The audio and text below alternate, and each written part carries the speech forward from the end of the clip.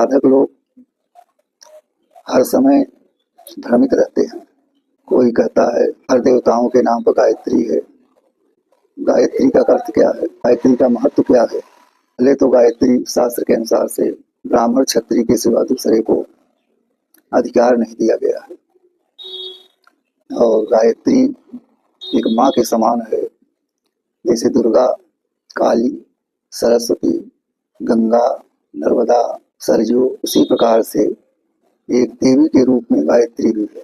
गायत्री के मंत्र के द्वारा जो साधक सिद्धियां प्राप्त करता है उसे ब्रह्मलोक में जाना पड़ता है। और गायत्री हर जाति भी इसका आनंद ले सकता है, लेकिन आनंद लेना एक अलग बात है और उससे कुछ लाभ लेना अलग बात है।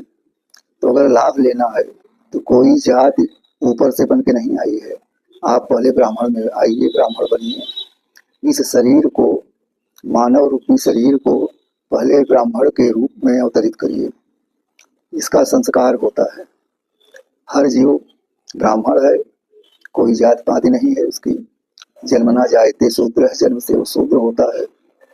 तो संस्कार के द्वारा वो ब्राह्मण बनता है, क्षत्रिय बनता है, वैश्य बनता है, शूद्र बनता है। तो संस्कार यदि आप ब्राह्मण का करेंगे तो आप ब्रह्म रूप में हो जाएंगे। और गायत्री को 1.25 लाख जपने के बाद ही आपके अंदर जो उष्णा आएगी वो दिव्य तेज के रूप में आएगी। वही रूप एक ईश्वरी गुण होता है। वही आत्मा जो साधक इस ढंग से साधना करता है नियम के अनुसार, वो ब्रह्मलोक का वासी होता है। गायत्री का जाप कोई बड़ी बात नहीं है, हर जीव करते हैं और करना भी चाहिए। कर्म के अनुसार फल मिलता है। आप चाहे शिव गायत्री का जाप करिए, चाहे ब्रह्म गायत्री का जाप करिए, चाहे विष्णु गायत्री का जाप करिए, नारायण गायत्री का जाप करिए, किसी भी देवता देवी का गायत्री का जो मंत्र है, गायत्री के द्वारा जो मंत्र शोधित हुआ है, उसका जाप करने से लाभ ही मिलता है। इसमें कोई भ्रम की बात नहीं है। हर जीव के लिए है, लेकिन संस्कार उसका शुद्ध होना चाहिए। ब्राह्मण का अर्थ यही होता है उसके अंदर ब्राह्मणत्व हो। जाति का जो ब्राह्मण होता है वो ब्राह्मण तो है, वो सामाजिक तौर से संसार में ब्राह्मण है, लेकिन आध्यात्मिक तौर में जब तक उसका संस्कार नहीं होता तब तक वो ब्राह्मण कहलाने लायक नहीं होता है। यहाँ तक शास्त्र में लिखा गया है कि उस ब्राह्मण के लड़के के हाथ का जल भी नहीं ग्रहण करना चाहिए, वो ब्राह्मण नहीं होता है।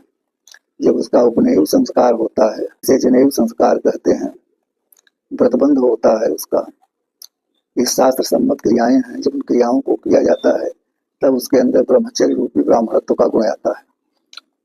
तब वो जाकर के गायत्री का मंत्र लेता है और गायत्री के साधना को करने के लिए उसे आदेश मिलता है।